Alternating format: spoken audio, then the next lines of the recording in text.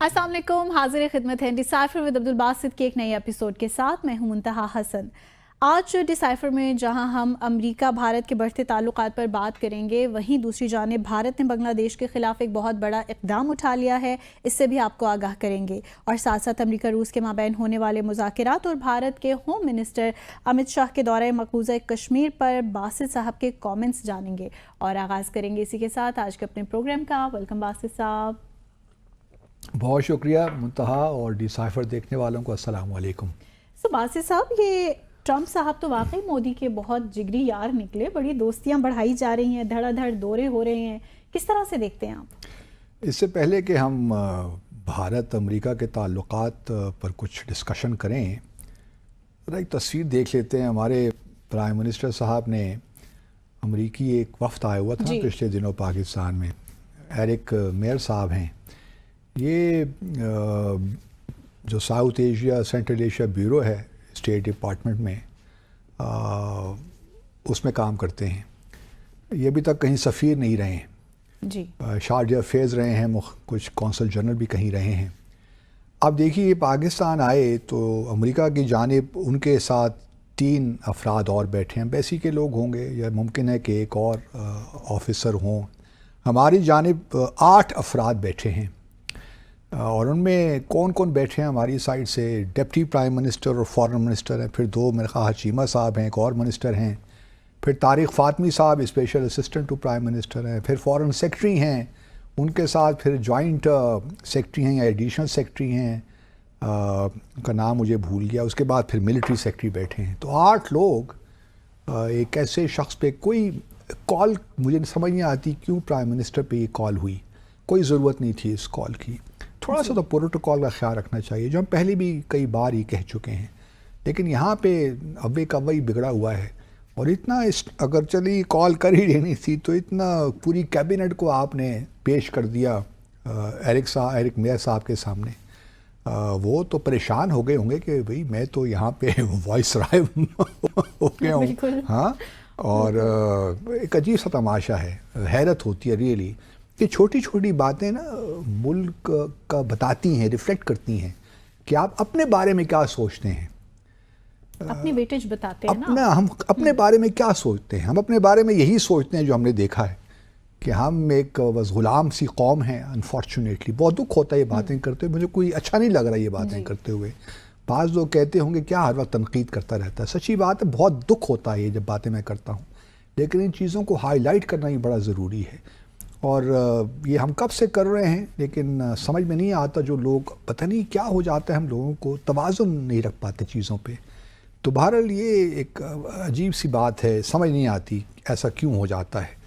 कम से कम जो, और मुझे उम्मीद है कि फ़ॉरेन ऑफिस ने कहा भी होगा कोई कॉल की ज़रूरत नहीं है, और अगर कॉल करनी भी है तो बस एक बंदा वहाँ बैठ जाए मिनट्स लेने के लिए जी। लेकिन कुछ लोगों ने इंसिस्ट किया हुआ कि नहीं जी, प्राइम मिनिस्टर को खुश करने के लिए सारी कैबिनेट को बिठा दीजिए। चलिए बस यही टेन्योर है, करने दें नहीं, अल्लाह बेहतर जानता है टेन्योर कितना है, क्या हो क्या नहीं। लेकिन बहरहाल बड़ा अफसोस होता है।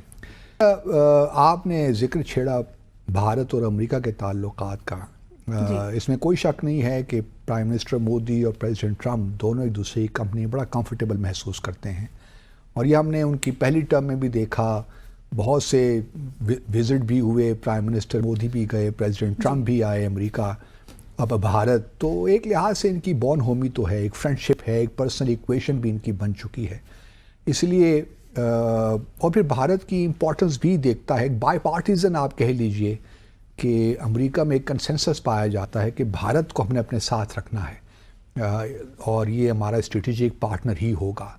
और चाहे वो डेमोक्रेटिक पार्टी की हुकूमत हो, जिस तरह बाइडन के ज़माने हमने देखा बहुत से इनिशिएटिव्स लिए गए कि भारत के साथ ताल्लुकात को आगे लेकर जाया जाए।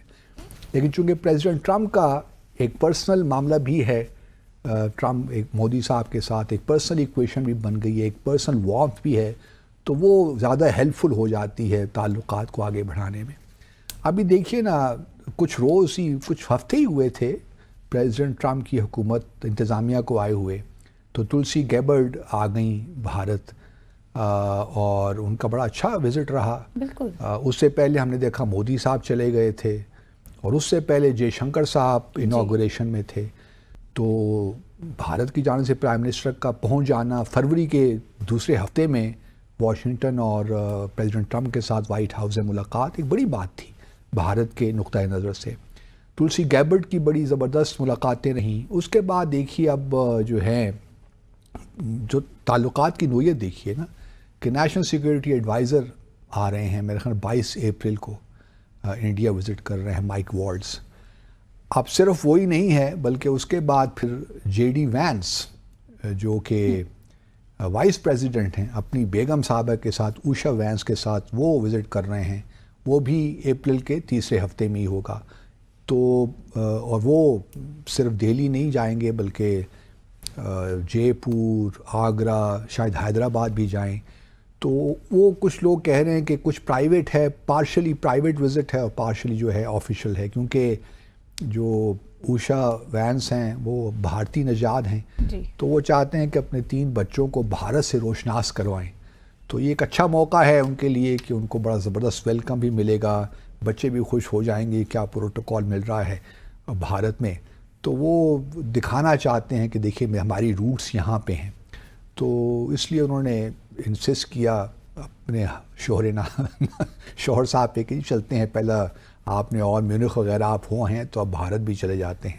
تو یہ ایک اچھا موقع ہے بھارت کے لیے اور کہ وہ ان کو وہ ہوسٹ تو کریں گے. پرائم منسٹر مودی ان کے لیے کوئی عشائیہ یا ظہرانہ بھی دیں گے جی. لیکن یہ ریفلیکٹ کرتا ہے کہ بھارت کا امریکہ کے ساتھ معاملات ٹھیک ہیں اور فیوچر بھی کیا ہونے والا ہے. ٹیرف لگے ہیں اس کے لیے بھی بھارت اب چونکہ 90 ڈیز کا پاز ہے تو بھارت اسے یہ فائدہ اٹھا کے پہنچ جائے گا.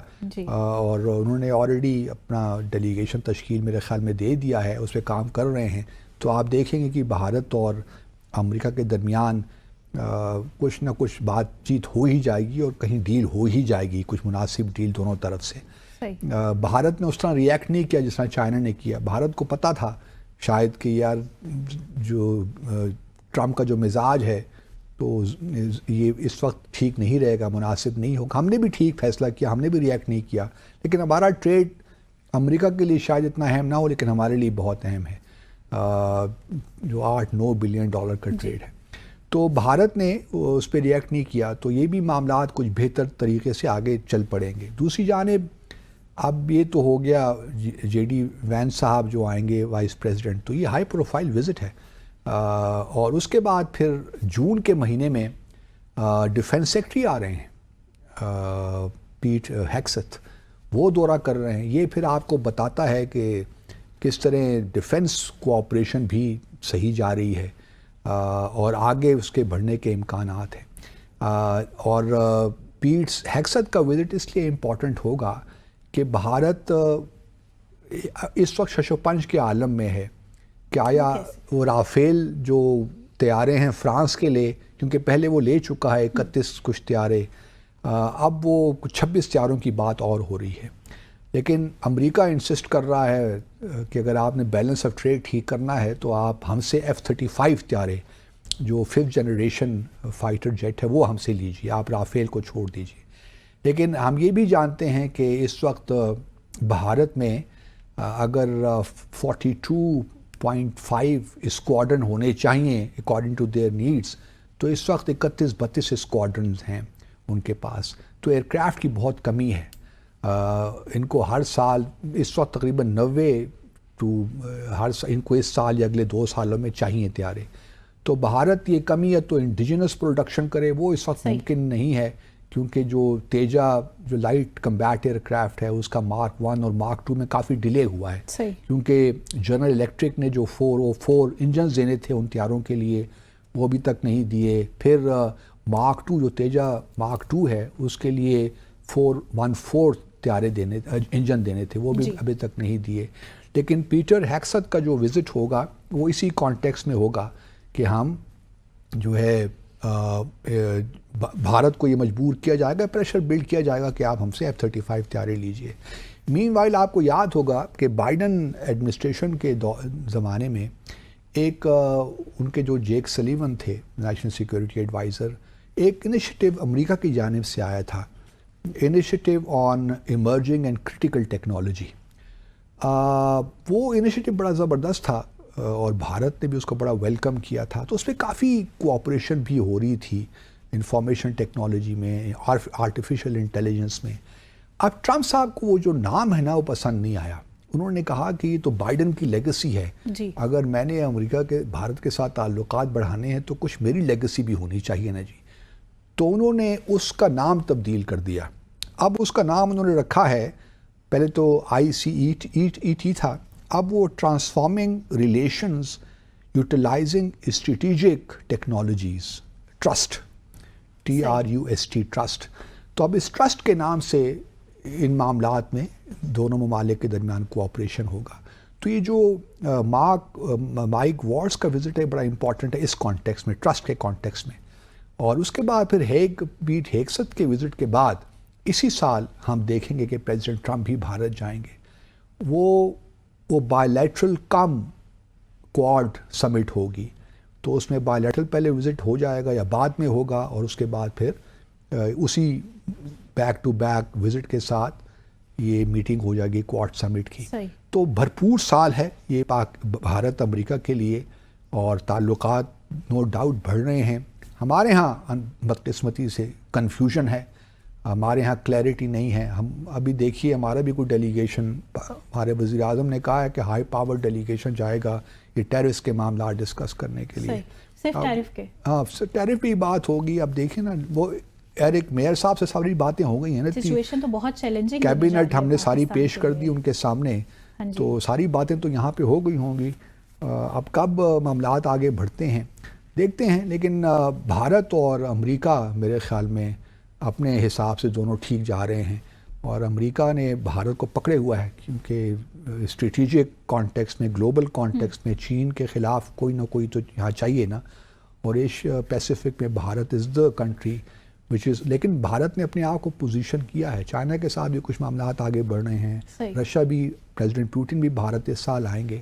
تو بھارت کے نقطہ نظر سے چیزیں ٹھیک چل رہی ہیں. آئیڈیالوجی تو وہی آتی ہے نا کہ نیشنل انٹرسٹ کمز فرسٹ. ہاں, national interest come first. No doubt. So let's take a short commercial break hair.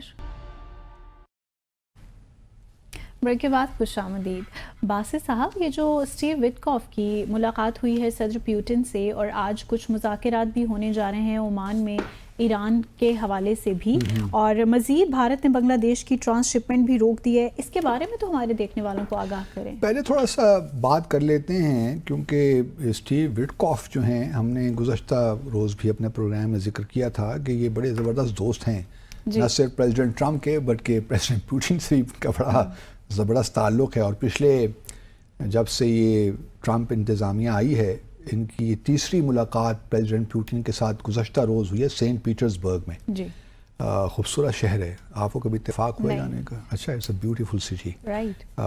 وہاں پہ بڑے زبردست میوزیمز ہیں اور پیلیسز ہیں, بہت ہی خوبصورت جگہ ہے.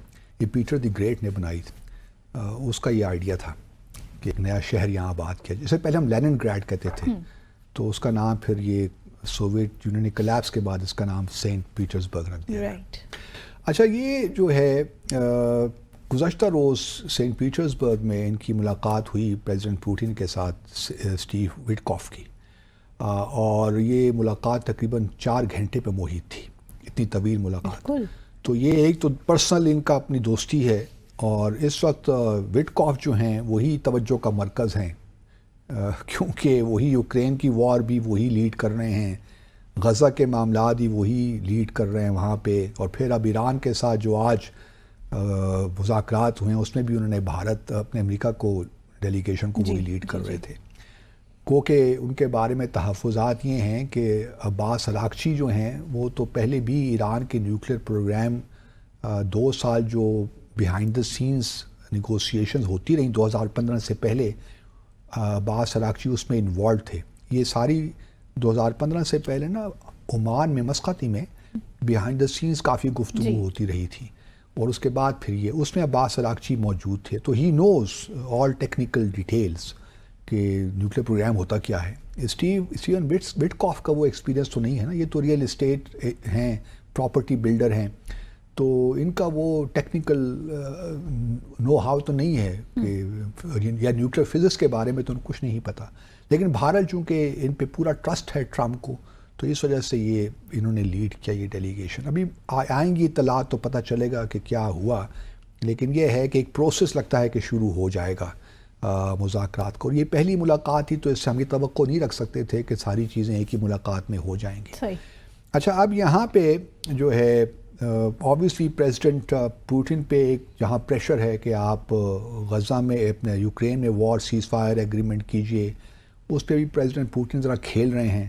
ان کو پتہ ہے کہ ٹرمپ جو ہیں وہ چاہتے ہیں، اور لیکن ابھی وہ تھوڑا سا ٹائم لے رہے ہیں تاکہ وہ زمینی جو ان کو فوائد ہیں جتنا وہ قبضہ کر سکتے ہیں، جتنا نقصان پہنچا سکتے ہیں یوکرین کو پہنچا دیں. لیکن ساتھ ساتھ ان پہ ایران پہ بھی پریشر ہے. وٹکاف نے صدر پوٹن کے ساتھ جب کل ملاقات کی تو اس میں ایران کا بھی ذکر آیا کہ آپ ایران کو تھوڑا سا پش کیجئے. تو وہ بھی ایک پریشر ہے کیونکہ آج وہ ایران عمان میں تھے. تو اب دیکھنا یہی ہے کہ جہاں ایک طرف کس طرح معاملات آگے بڑھتے ہیں یوکرین میں، اس طرح دیکھنا یہ بھی ہے کہ ایران کے ساتھ پروسیس کس طرح آگے چلتا ہے. ایران کا جس طرح ہم نے کل بھی ڈسکس کیا تھا، ان کی مین کنسیڈریشن یہی ہے، ان کے لیے کوئی ایشو نہیں ہے کہ وہ پرانا 2015 کا اٹھا کے کہیں گے جی یہی ایگریمنٹ ہے، یہی ہمارے لیے قابل قبول ہے اور آپ ہم سے جو سینکشنز ہے وہ لفٹ کیجئے ان کا. اور انہوں نے پھر یہ بھی ہے کہ جو وہ نہیں چاہتے کہ امریکہ اسٹرائک کرے یا پھر کسی کانفلکٹ میں وہ انوالوڈ ہوں. ان کا مسعود پیزشکین کا تو بڑا کلیئر فوکس ہے اکانومی کو ٹھیک کرنا، تو اس کے لیے سینکشنز کا لفٹ ہونا بہت ضروری ہے اپنے کانٹیکس میں. تو یہ اب دیکھتے ہیں آگے آنے والے دنوں میں پتہ چلے گا. جہاں تک دیکھیے بھارت کا اقدام ہے یہ بڑا انٹرسٹنگ ہے.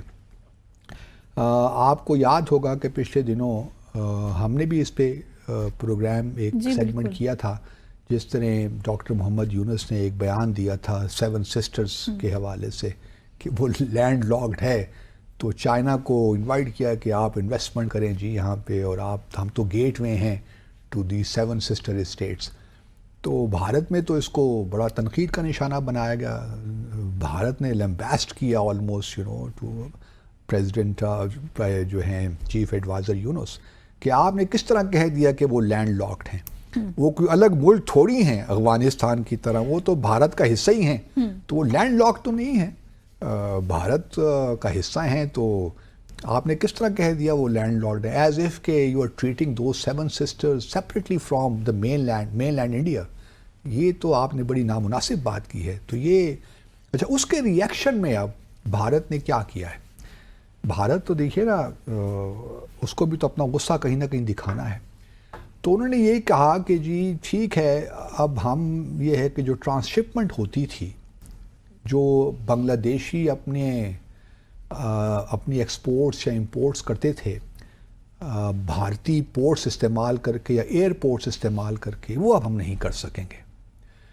انہوں نے وجہ یہ دی کہ ہماری اپنی پورٹس اور ایئرپورٹس بہت بزی ہو گئی ہیں، اوور کراؤڈڈ ہو گیا ہے معاملہ، تو ہمارے پاس وہ کیپیسٹی نہیں ہے کہ ہم بنگلہ دیش کی جو ٹریڈ ہے اس کو ہینڈل کر سکیں. صحیح. اب یہ دیکھیے بالکل ایک لاف قسم کی بات ہے، لیم چیز ہے، ایسا کوئی پاؤں ان چیزوں کی نہیں ہے. کیونکہ پچھلے کتنے سالوں سے آپ شیخ حسینہ کے زمانے میں تو بڑی آسانی کے ساتھ خوشی یہ ساری چیزیں کر رہے تھے. بالکل. لیکن اب جو ہے آپ کو اوور کراؤڈڈ ہو گیا ہے سارا معاملہ، آپ کے پورٹ بھی اور ایئرپورٹس بھی، کہ آپ نیپال کے ساتھ جو بنگلہ دیش کی امپورٹ ایکسپورٹ ہے وہ بھی آپ وہاں پہ ٹرانسشپمنٹ نہیں کر سکتے. اسی طرح بھوٹان کے ساتھ ہے، یا پھر فار دیٹ میٹر میانمار کے ساتھ ہے. تو یہ 3 ممالک ہیں جو کہ بنگلہ دیش کی جو ایکسپورٹس ہیں خاص تو متاثر ہوں گی. اب بنگلہ دیش کی ایکسپورٹس کتنی ہیں؟ بنگلہ دیش کی میرے خیال میں زیادہ ایکسپورٹس ٹریڈ زیادہ نہیں ہے. نیپال کے ساتھ 40 سے 42 ملین ہے، جس میں آپ کہہ سکتی ہیں کہ 40 ملین ڈالر کی جو ہے ایکسپورٹ ہوتی ہے بنگلہ دیش سے نیپال.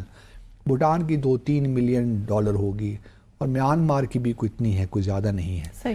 تو بنگلہ دیش کو اتنا زیادہ فرق نہیں پڑتا، لیکن یہ بھارت کی دیکھیں نا مائنڈ سیٹ ہے وہ بتا رہا ہے ہمیں. گو کہ بنگلہ دیش کے لیے اس وقت تو بہت امپورٹنٹ ہے، جہاں بھی ٹریڈ ہو رہا ہے، ایک انٹرم سیٹ اپ ہے، تو وہ نہیں چاہتے کہ گروتھ ریٹ بہت نیچے آ جائے بھارت کا. اور بھارت بھی ہماری طرح ٹریڈ ڈیپینڈنٹ ہے اور ریمیٹنسز پہ کام چلتا ہے بھارت کا بھی. تو اب بھارت نے بنگلہ دیش کو جو ہے، بنگلہ دیش کا ساری جو ہے ہماری طرح سے میں نے پہلے کہا گروتھ اسی پہ ڈیپینڈنٹ ہے کہ ایک تو ایکسپورٹس بڑھیں، ڈائیورسیفائی ہوں، ریمیٹنسز آتی رہیں. تو اب بنگلہ دیش نے یہ اس کو بہرحال اب دیکھنا پڑے گا، بلکہ نیپال کو اور بھوٹان کو بھی تھوڑا سا میرے خیال میں پروٹیسٹ کرنا چاہیے بھارت پہ کہ جی یہ خالی بنگلہ دیش کا معاملہ تو نہیں تھا نا، نیپال اور بھوٹان اور میانمار کا معاملہ بھی ہے. تو آپ کس طرح ان ممالک کے ساتھ تو آپ کے تعلقات اچھے ہی ہیں نا، اگر آپ کہتے ہیں تو ان کی آپ نے امپورٹس جو ان کی بنگلہ دیش سے تھیں وہ آپ نے ان کو بھی ہرٹ کرنے کی کوشش کر رہے ہیں آپ. تو آئی ہوپ کہ نیپال اور بھوٹان اور میانمار بھی اگر اس میں ہے تو وہ اس میں جو ہے پروٹیسٹ اپنا لانچ کریں گے. دوسری بات یہ بھی یاد رکھیے کہ اس میں کوئی شک نہیں ہے کہ بھارت کو اس وقت فکر تو لاحق ہے کہ بنگلہ دیش کے تعلقات چین کے ساتھ ہی بڑھ رہے ہیں، پاکستان کے ساتھ ہی بڑھ رہے ہیں، پھر باتیں ہو رہی ہیں ایئر بیس وہاں بلڈ کرنے کی سلیگوری کوریڈور کے ساتھ ساتھ چکنز نیک. وہ ایک بھارت کا آپ ایکلیس ہیل ہے جسے ہم کہتے ہیں نا، وہ ہے. کبھی دیکھیے چائنا اور بھارت کے درمیان کبھی کوئی جنگ ہو جاتی ہے، وار ہو جاتی ہے، تو اگر بھارت سلیگوری کوریڈور پہ قبضہ کر لیتا ہے یا اس کو بالکل کاٹ دیتا ہے تو جو 7 سسٹر اسٹیٹس ہیں وہ بالکل الگ ہو جاتی ہیں اور کوئی راستہ نہیں ہے. یہ واحد ایک چھوٹا سا کوریڈور ہے جو 7 سسٹر اسٹیٹس کو ملاتا ہے بھارت کے ساتھ. اگر یہ آپ کاٹ دیں تو کوئی ذریعہ نہیں ہے. اسی لیے بھارت ویسٹ بنگال کے ذریعے میانمار کے ساتھ ایک کلادان ملٹی موڈل ٹرانسپورٹ کوریڈور بنا رہا ہے تاکہ اگر سلیگوری چکن نیکس کبھی خطرے میں بھی آتا ہے، وہاں پہ صورتحال ڈیسٹیبلائز بھی ہوتی ہے، تو بھارت کے پاس ایک الٹرنیٹیو روٹ موجود ہو کہ وہ 7 سسٹرز کے ساتھ اپنا جو بھی انٹرنل جو ٹریڈ ہے وہ کرتا رہے، مطلب کمیونیکیشنز نہ ٹوٹیں. تو یہ کوریڈور، لیکن آج کل وہ میانمار میں چونکہ سول وار بھی ہو رہی ہے تو اس طرح وہ کلاڈان جو کوریڈور ہے اس پہ اس طرح کام نہیں ہو پا رہا. تو لیکن بھارت چاہ رہا ہے کہ وہ فوری سے پیشتر وقت کمپلیٹ ہو. تو اب بس یہ ہے کہ ریجن میں اس وقت یہی معاملات اس طرح ہی چل رہے ہیں اور بنگلہ دیش پاکستان کے لیے بڑے اچھے مواقع ہیں. جس طرح ہم نے پہلے بھی اپنے ناظرین کو بتایا تھا، ہمارے فورن سیکرٹری لیول پہ کنسلٹیشنز ہو رہی ہیں 17 اپریل کو، اور اس کے بعد پھر ہمارے فورن منسٹر بھی جائیں گے 21 یا 20 یا 21 اپریل کو. تو ہم بڑا میں سمجھتا ہوں کہ پاکستان کی فورن پالیسی کا اس وقت جو ایک اہم جو سب سے اچھی چیز ہو رہی ہے وہ بنگلہ دیش کے ساتھ تعلقات کی ہو رہی ہے، اور اس میں ہم نے ایک اچھا صحیح طریقے سے ایک پروسیس کے تحت ہم آگے بڑھ رہے ہیں. تو اس میں ہم حکومت کو اور فورن آفس کو خاص طور پہ کمنٹ بھی کریں گے، اور جو ہمارے ہائی کمشنر ہیں بنگلہ ڈھاکہ میں ان کی بھی تعریف کریں گے کہ بڑے میتھوڈیکلی چل رہے ہیں، وچ از گڈ. اور اسی طرح ہمیں آگے بس اس انیشیٹو کو اب چھوڑنا نہیں ہے. ہم ممکن ہے کہ ہم ان کے ساتھ جو ہمارا JF تھنڈر 17 ہے ہم وہ بھی بیچیں، اس پہ انٹرسٹ شو کیا ہے بنگلہ دیش نے.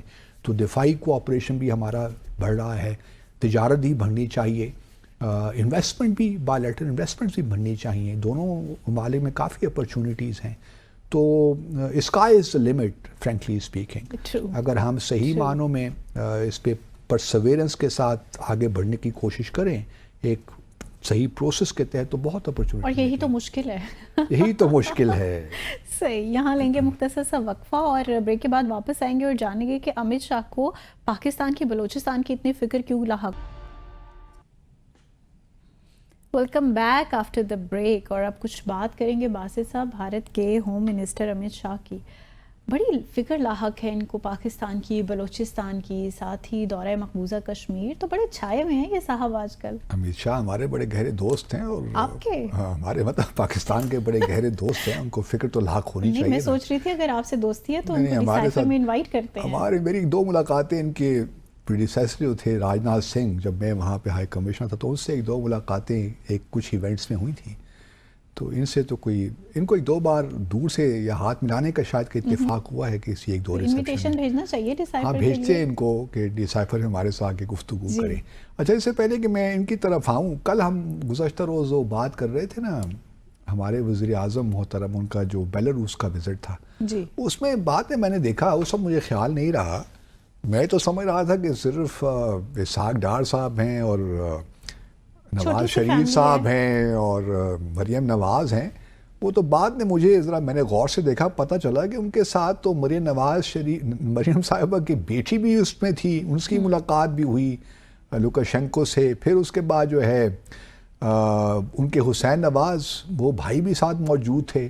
اچھا وہ بھائی صاحب جو تھے یار, وہ اگر بھائی صاحب نے جب وہ لوکاشینکو سے ملاقات کرنے کے لیے گئے تو اپنی سن گلاسز ہی پہنی ہوئی تھی اندر ہال میں, جہاں میٹنگ ہو رہی تھی کمرے میں جو بھی تھا. تو میں یہ حیران, شاید خدا میں نہیں جانتا, ممکن ہے کوئی آنکھوں کا ایشو بھی ہو, لیکن بہرحال مجھے عجیب سا لگا. کم از کم جو گلاسز ہیں وہی اپنی اتار لیتے. یہ شاید ویژولز پرانے ہیں, ہمارے پروڈیوسر صاحب نے نئے ویژولز نہیں نکالے. اچھا تو یہ جو ہے جہاں تک امیت شاہ کی, یہ بھی چلیے وہ کل کی بات تھی, اب میں اس پہ زیادہ بات نہیں کرنا چاہتا. وہ کل ہم نے اس پہ کافی تفصیلاً گفتگو کر لی تھی. اچھا آج جو آپ نے موضوع چھیڑا ہے امیت شاہ کو کیوں فکر لاحق ہے, تو امیت شاہ صاحب کیونکہ وزیر داخلہ ہیں اور بھارت میں اس وقت the second most powerful person یا third most powerful person, I do not know کس طرح اس کو, کیونکہ جو آر ایس ایس کے ہے نا چیف موہن صاحب, وہی بڑے امپورٹنٹ آدمی ہیں. آر ایس ایس کے بغیر تو پھر بی جے پی کا مسئلہ بڑا خراب ہو جاتا ہے نا. موہن بھگوت صاحب جو ہیں, تو امیت شاہ چلیے سیکنڈ یا third most powerful person in India. یہ پچھلے دنوں گئے ہوئے تھے جی مقبوضہ جموں اور کشمیر میں, جموں اور سری نگر کا انہوں نے دورہ کیا. انہوں نے وہاں پہ جو لیفٹیننٹ گورنر ہیں منوج, کیا نام ہے ان کا, منوج سنہا صاحب سے ملاقات ان کی ہوئی. پھر عمر عبداللہ جو چیف منسٹر ہیں, نام ہی کہ صحیح لیکن بھارت چیف منسٹر تو ہیں نا, اختیارات کوئی نہیں ان کے پاس, تو ان سے بھی ملاقات ہوئی. تو وہاں پہ انہوں نے وہی بیانات دیے جس کی توقع ہم رکھ سکتے ہیں کہ جی ہم اس وقت جو جموں اور کشمیر ہے وہ نامکمل ہے آزاد جموں اور کشمیر کے بغیر. اور چونکہ 22 فروری 1994 کی بھارت کی پارلیمنٹ کی ایک قرارداد ہے کہ ہم نے یہ واپس لینے ہیں, تو جب تک یہ ہمیں واپس نہیں ملتے اس وقت تک ہماری جو ریاست ہے ان کی, بھارت کی ریاست, یہ نامکمل ہے. چلیے بات انہوں نے کر دی, اور بات ہی بھی انہوں نے کہا کہ جی بہت امن ہے, اب جو ہے ٹیررسٹ بقول ان کے ایکٹیویٹیز کم ہو گئی ہیں, لیکن ابھی بھی کچھ کراس ایل او سی پاکستان سے انفلٹریشن ہو رہی ہے. جو باتیں وہ کرتے رہتے ہیں وہی باتیں انہوں نے دہرائیں, لیکن اب ہم بہت زبردست جو ہے اقدامات لے رہے ہیں. مین وائل یہ بھی ہم اپنے دوستوں کو بتاتے چلیں کہ پچھلے ایک سال میں, یعنی کہ 2022-23 میں تقریباً 80,000 سے زیادہ لوگوں کو بھارت نے, جو بھارتی شہری ہیں, ان کو ڈومیسائل ایشو کیے ہیں کہ آ کے مقبوضہ جموں اور کشمیر میں سیٹل ہوں. اس سے پہلے 35 لاکھ جو ڈومیسائل تو وہ ایشو کر دیے تھے, وہ ان لوگوں کے تھے جو پہلے ہی مقبوضہ جموں اور کشمیر میں رہ رہے تھے. لیکن پچھلے ایک سال میں کافی تیز رفتاری کے ساتھ نئے ڈومیسائلز ایشو ہو رہے ہیں بھارتی شہریوں کو. یہ اس لیے بڑا کنسرننگ ہے معاملہ, کیونکہ اگر آپ دیکھیے تو 2021 میں 185 بھارتی شہریوں کو ڈومیسائل دیے گئے تھے, صحیح, جو مقبوضہ جموں اور کشمیر میں رہ نہیں رہے, وہاں سے باہر سے آ کر مقبوضہ جموں اور کشمیر میں سیٹل ہوں گے. صحیح. 2022 میں یہ تعداد کم ہو گئی, 122 ہو گئی. لیکن پیچھے جو ہے 2023 میں 2023-24 میں یہ تعداد ایک دم بڑھ کر 84,000 کے قریب ہو گئی. تو 84,000 کہاں 122, 125 اور 180, 24,000 ڈومیسائل ایشو کیے ہیں. اس لیے جو 35A آرٹیکل کا نکلنا تھا نا, وہ ہمارے لیے بڑا میٹر کرتا ہے, کشمیریوں کے لیے بڑا میٹر کرتا ہے, کیونکہ یہ تو بالکل جہاں پہلے انہوں نے 32-35 لاکھ دے دیے ہیں ڈومیسائل, جو پہلے ہندو لوگ رہتے تھے یا بھارتی باشندے رہتے تھے مقبوضہ جموں اور کشمیر میں, اس میں بہت سے آرمی کے لوگ بھی ہوں گے، راشٹریہ رائفلز کے لوگ بھی ہوں گے، بہت سے جو لوگ ہوں گے ان کو آپ نے پہلے ان کو ووٹ دینے کا حق نہیں تھا، اب 35 لاکھ لوگوں کو ووٹ دینے کا حق بھی ہوگا۔ اس سے اوپر آپ نے پچھلے 1 سال میں 84,000 بھارت کے باشندوں کو وہاں پہ آپ آباد کرا رہے ہیں۔ بالکل، تو ڈیموگرافکس تو چینج ہوں گی، ڈیموگرافی تو چینج ہو رہی ہے، اور یہی لانگ ٹرم پلان ہے بھارت کا کہ اس کو مسلم اکثریت سے مسلم اقلیت علاقے میں تبدیل کیا جائے، اور وہ ہو رہا ہے۔ اور ہم یہاں پہ سوئے ہوئے پاکستان، ہمارا جو ہے کوئی مطلب ہمیں کوئی پالیسی ہماری نہیں ہے کہ ہم کس طرح کاؤنٹر کریں بھارت کے ان نیفیریس ڈیزائنز کو۔ اچھا، اس کے بعد تو چلیے وزٹ ہو گیا، انہوں نے جو کہتے ہیں کہ ہو گیا، بڑی اچھے حالات ہیں مقبوضہ جموں اور کشمیر میں، اور گزشتہ روز جمعے کو ہی ایک بار پھر انہوں نے میر وائز عمر فاروق کو جمعے کی جو نماز ہے اس پہ پابندی لگا دی، وہ گھر پہ وہ نظر بند ہیں، تو کل پھر انہوں نے کہا کہ جی آپ جمعے کی نماز نہیں پڑھا سکتے۔ اچھا، وہ ان کا وہ ہمیشہ ہر جمعے کو وہی نماز پڑھاتے ہیں، وہی خطبہ بھی دیتے ہیں، وعظ بھی وہی تقریبی وہاں کرتے ہیں، اور بڑا زبردست ایک مجمع ہوتا ہے وہاں پہ، اور بڑی زبردست نماز بھی ہوتی ہے۔ تو وہ جامع مسجد کو انہوں نے بند کر دیا کہ کوئی نماز شماز نہیں ہوگی۔ اگر یہ مقبوضہ جموں اور کشمیر میں یہ حالات ہیں کہ آپ وہاں کے مسلمانوں کو نماز پڑھنے کی بھی اجازت نہیں دیتے، اور مولوی میر وائز عمر فاروق انہوں نے بڑا سخت ٹویٹ بھی کیا ہے اس کے خلاف کہ یہ کیا آپ باتیں کر رہے ہیں، جی، مسلمانوں کو آپ ان کے جو مذہبی جو ریچولز ہیں نماز پڑھنے سے کس طرح آپ روک سکتے ہیں۔ تو بہرحال یہ مطلب اس وقت پیس اور یہ ہو رہی ہے ڈیولپمنٹ جس کا تذکرہ امیر شاہ کر رہے ہیں۔